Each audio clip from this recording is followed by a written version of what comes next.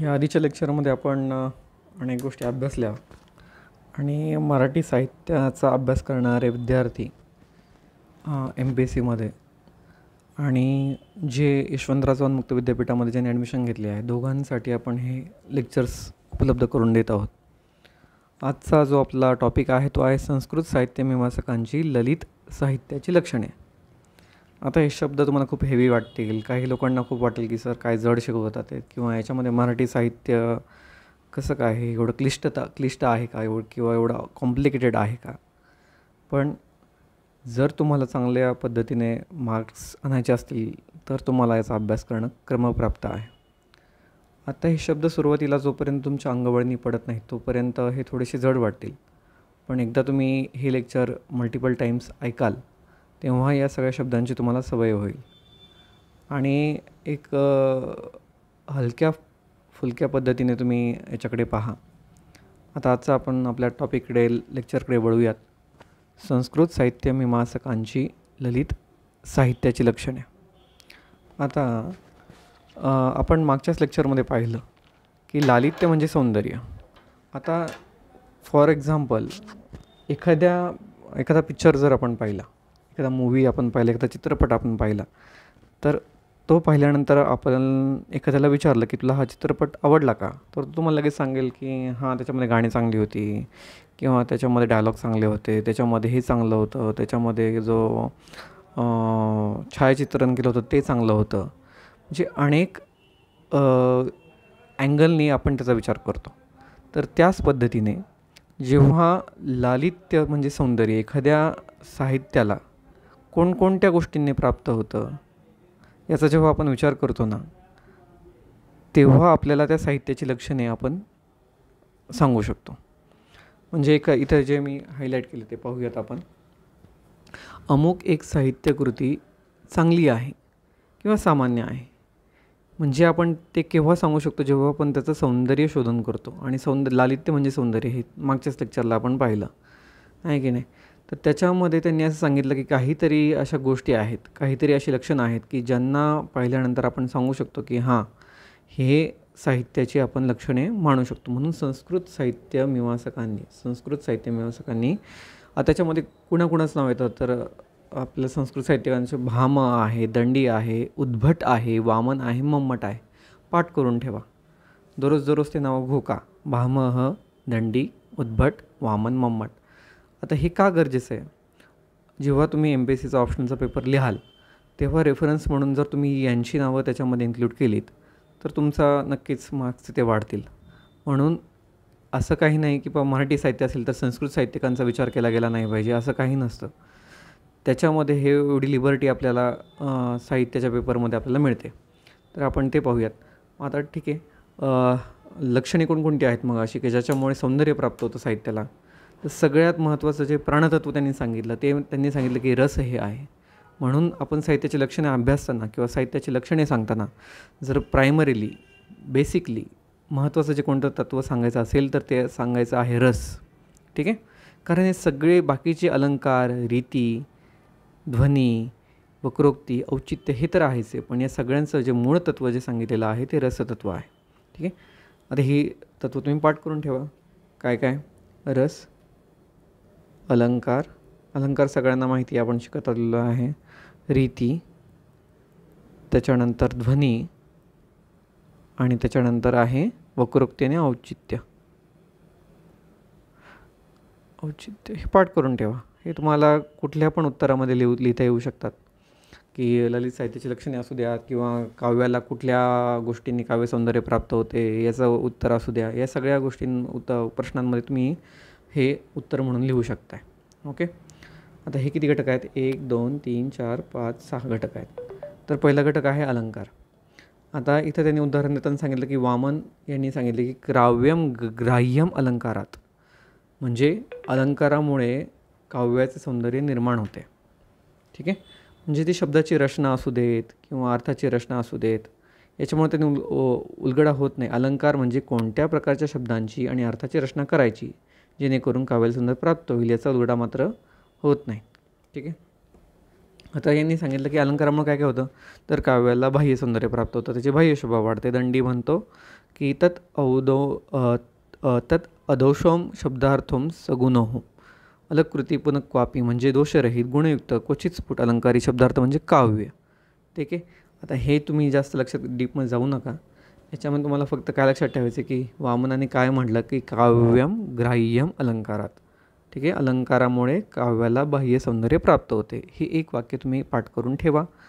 आणि अलंकारामुळे काय होतं तर ते लक्षात ठेवा की बाह्य अंगाचाच विचार होतो वगैरे वगैरे. ठीक आहे. अलंकारामुळे सौंदर्याचं एक प्रकारचे साधन आहे. सौंदर्य हे लक्ष आहे तर अलंकार हे त्याचं साधन आहे. हे आणि अलंकार हा कशाचा भाग आहे तर अभिव्यक्ती प्रक्रियेचा तो भाग आहे. ठीक आहे. आता पुढे जाऊयात आपण रीती. रीतीमध्ये काय म्हटलेलं आहे की शब्दाची विशिष्ट पद्धतीने केलेली रचना याला रीती म्हटलं.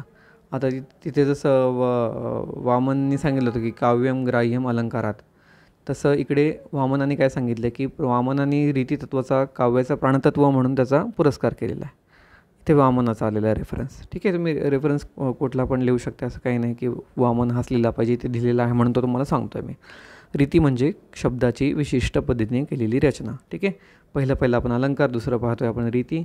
रीतीमध्ये ती जी गोष्ट आहे तीच आताच आपण सांगितलं की आता त्यांनी रीतीमध्ये सांगताना की काव्य गुण काहीतरी सांगितलेले आहेत आणि काव्यदोष सांगितलेले आहेत. आता ॲक्च्युली हा पूर्णपणे वेगळा टॉपिक आहे, पण इथे आलेला आहे ओझरता म्हणून आपण लगेच त्याचं 2 मिनटात मी सांगून देतो की काव्यगुण तुम्हाला क्वेश्चनमध्ये विचारले तर तुम्ही हे तर लिहू शकता. त्याच्यामध्ये प्रसाद आहे, माधुर्य आहे, ओज आहे, श्लेष आहे, समता आहे, समाधी आहे, सुकुमारता आहे, उदारता आहे, अर्थव्यक्ती आहे, कांती आहे. हे काव्यगुण आहेत. लक्षात राहिले तर राहू द्या, नाही राहिले तरी चालतील, पण हे शब्द जर तुमच्या त्या उत्तरामध्ये आले तर मार्क वाढतील. ठीक आहे. आता काव्यदोष काय काय आहेत? असाधू, कष्ट, ग्राम्य, अप्रतीत, अनर्थक, अन्यार्थ, नेत्रार्थ, गुढार्थ, अश्लील, क्लिष्ट हे काव्यदोष आहेत. याच्यावर एक तरी क्वेश्चन तुम्ही नक्की लिहू शकता. काव्यगुण आणि काव्यदोष. आता काव्यदोष जर तुम्ही पाहिलं ना, ह्या नावात सगळं त्या शब्दांची जर फोड केली तर तुम्हाला ते दोष कळून जातील.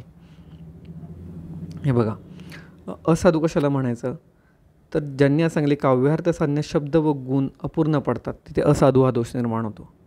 ठीक आहे. कष्ट किंवा आता आपण एखादं काम करायला मला कष्ट पडले म्हणजे काय, तुम्ही कितीही ओढाताण केली पण तुम्हाला जर काव्याचा अर्थच कळत नसेल तर तिथं कष्ट हा दोष उद्भवतो. आता ग्राम्यता हा केव्हा दोष केव्हा उद्भवतो, जेव्हा आपण ग्राम्य शब्दांचा जास्त वापर करतो तेव्हा ग्राम्य हा दोष उद्भवतो. आता अप्रतीत म्हणजे काय, नावातच कळतं ना. अप्रतीत म्हणजे काय, त्याच्यातून शब्दार्थच कळत नाही. शब्दार्थ प्रतीत न होणे म्हणजे अप्रतीत. अनर्थक म्हणजे काय, आपण बोलतो एक आणि त्याचा अर्थ काहीतरी वेगळाच निघतो किंवा त्याच्यातून अर्थच निघत नाही, त्याला आपण अनर्थक म्हणतो. अन्यार्थ म्हणजे आपल्याला सांगायचं एक आहे पण त्याचा अर्थ वेगळा निघत असेल तर ते अन्यार्थ. आणि अनर्थक म्हणजे अर्थच निघत नसेल तर नेत्रार्थ कशाला म्हणायचं मग, म्हणजे काव्याचा अर्थ प्रभावीपणे वाहून येणारे शब्द आणि अर्थ याची योजना ज्या ठिकाणी नसते, ठीक आहे, त्याला आपण नेत्रार्थ म्हणतो. गुढार्थ म्हणजे जो गुढ हा गुण आहे त्याच्यातून स्पष्टच होत नसेल तर ते गुढार्थ म्हणजे ट्रान्सपरंट काव्य असल्यासारखं, म्हणजे गुढता काहीतरी पाहिजे त्याला म्हणतो गुढार्थ. अश्लील माहिती आहे, अश्लील म्हणजे काय, स्त्री पुरुषांच्या अंगप्रत्यंगाचे उघडपणे केलेले वर्णन. आणि क्लिष्टता म्हणजे काय, समजण्यास कठीण, त्याला आपण क्लिष्टता म्हणतो. तर वक्रोक्ती कशाला म्हणायचं, आता आपण पहिलं अलंकार, दुसरं पाहिलं रीती, आता तिसरं पाहतो आपण वक्रोक्ती. आता वक्रोक्ती त्यांनी सिंपलपणे सांगितलेलं आहे. वक्रोक्ती म्हणजे आपण सामान्य वाक्य बोलतो पण सामान्य शब्दार्थ जेव्हा काव्यार्थामध्ये रूपांतरण होतं, ठीक आहे, तर तेव्हा वक्रोक्ती हा गुण सगळ्यात महत्त्वाचा ठरतो. मग विदग्ध लोकांची बोलण्याची पद्धती म्हणजे वक्रोक्ती. ठीक आहे, ही त्याची व्याख्या. विदग्ध लोकांची बोलण्याची पद्धती म्हणजे वक्रोक्ती. मग विदग्धता कशाला म्हणायचं की हा माणूस विदग्ध आहे कशाला म्हणतात तर ज्याची कल्पनाशक्ती, प्रतिभा ही वेगळी ठरते त्याला विदग्धता म्हणतो. विदग्धता म्हणजे कल्पनाशक्ती आणि प्रतिभा असा त्याचा अर्थ आहे. ठीक आहे. आता त्यांनी ते सांगितले की व्यवहारातले शब्द आहेत पण ते शब्दांना आपण जर वैदग्ध्यपूर्ण पद्धतीने बोललो तर त्याला एक वक्रोक्तीने ते सौंदर्य प्राप्त होते. आता चांदो मामा, ठीक, मामा हा शब्द आपल्या दैनंदिन वापरातला आहे. चंद्र हा शब्द दैनंदिन वापरातला आहे, पण जेव्हा चांदो मामा हा शब्द होतो तेव्हा ती एक प्रकारची वक्रोक्ती त्याला प्राप्त होते. ठीक आहे. आता तिथं शब्द त्यांनी हे दिलेलं आहे की बाबा आता वक्रतामध्ये त्याच्यामध्ये कोणकोणते वक्रोक्तीचे कोणकोणते प्रकार आहेत. तर वक्रोक्तीचे वर्ण, विन्यास वक्रता, पदपूर्वार्ध वक्रता, पद्यार्थ वक्रता, वक्रता, हे ठीक आहे, ह्याच्या डीपमध्ये तुम्हाला जायची गरज नाही. लक्षात राहिलं तर राहू दे, पण एवढं डीपमध्ये जायची गरज नाही. कुंतक त्याचा रेफरन्स सांगू शकता की कुंतकाने काव्यतत्व म्हणून वक्रोक्तीला प्रतिष्ठित करण्याचा प्रयत्न केला. ठीक आहे. सौंदर्य प्राप्त करून देण्याचं साधन हे सगळे जनरलच, काय वेगळं नाही. आता आपण अलंकार, रीती, वक्रोक्ती, त्याच्यानंतर आता पाहत आहोत औचित्य. औचित्य म्हणजे काय? रसाचा उत्कर्ष साधणारी शब्दालंकाराची योजना. औचित्य म्हणजे काय? रसाचा उत्कर्ष साधणारी शब्दालंकाराची योजना. याच्यामध्ये क्षेमेंद्रनी सांगितलेलं आहे थोडंसं. ठीक आहे. त्याच्यामध्ये जास्त डीपमध्ये जात नाही, वेळ कमी आहे. पुढचा आहे ध्वनी. ध्वनीला काव्यात्म ध्वनी म्हणजे काय? तर त्यांनी सांगितलं की काव्याचा जो आत्मा आहे ना, तो ध्वन्यर्थ आहे. ध्वन्यर्थ हे काव्याचे प्राणतत्व आहे. म्हणजे काय? तर ध्वनीमुळे एक प्रकारे रसप्रीती ही काव्याला प्राप्त होते, म्हणून ध्वनी हा महत्त्वाचा एक लक्षण आहे. आता पुढचं आहे रस. आता रस मी तुम्हाला माशीच म्हटलं, रसावर क्वेश्चन 100% टारा. आता ॲक्च्युली जे MPSCचा अभ्यास करणार आहेत तर त्यांच्यासाठी हा भाग महत्त्वाचा आहे किंवा हा टॉपिक महत्त्वाचा आहे. आता पुढे जाऊन आपण याच्या डीपमध्ये खूप गोष्टी पाहणार आहोत. रसास्वाद कशाला म्हणायचं? रसास्वादावर तुम्हाला जर UPSCचे पेपर तुम्ही खोलून पाहिले तर तुम्हाला रसास्वाद लिहावे लागतात. तर त्यासाठी म्हणजे इथं मी जे सुरुवातीला म्हटलं ना की सगळ्यांच्या सेंटरमध्ये जर कुठला गुण असेल, कुठलं जर तत्त्व असेल तर रस हे आहे. ओके. म्हणून रसास्वादासाठी आपल्याला हे गोष्टी महत्त्वाच्या ठरतात. ठीक आहे. ॲक्च्युली काय म्हणायचं? रस कशाला म्हणायचं बरं? म्हणजे तुम्ही एखादी गोष्ट वाचली ना, तर तुम्हाला काहीतरी जो इंडिव्हिज्युअली आनंद जो प्राप्त होतो किंवा त्याच्यातून तुम्ही काय अनुभूती घेताय, तुम्हाला त्याच्यातून काय अनुभव येतो आहे, तुम्ही त्याच्यातून कुठला अर्थ घेताय, त्याच्यातून तुम्ही स्वतःच्या अभिलाषेला कसं पूर्ण करताय, त्याच्यातून तुम्हाला भावानुभव काय मिळतात आहेत, त्याच्यातून तुम्हाला आत्माविष्कारामध्ये काय अनुभूती होती का, या सगळ्यांचा विचार ज्या ठिकाणामध्ये होतो त्याला रस म्हटलं जातं. ठीक आहे. म्हणजे इथं ते सांगितलेलं आहे की लौकिक जीवनातील भावानुभव जेव्हा कवीच्या प्रतिभा सामर्थ्याने अलौकिक बनून रसिकाच्या चित्तवृत्तीच्या ठिकाणी आस्वाद निर्माण करतात, तेव्हाच त्याला रसत्व प्राप्त होते. ठीक आहे. तर त्यांनी सांगले अलंकार, वक्रोक्ती, रीती, ध्वनी, औचित्य जे आत्तापर्यंत पाहिलं त्या सगळ्यांचा संबंध हा रसाशी जोडता येतो, कारण रस हा आस्वाद्य तत्व मानला गेलेला आहे. कारण याच्यामध्ये बघा ना, रसास्वाद म्हणून काय होतं? तुम्हाला आनंदरूप असतो, लौकिक म्हणून सुखदुःख स्वरूपात असतो. ठीक आहे.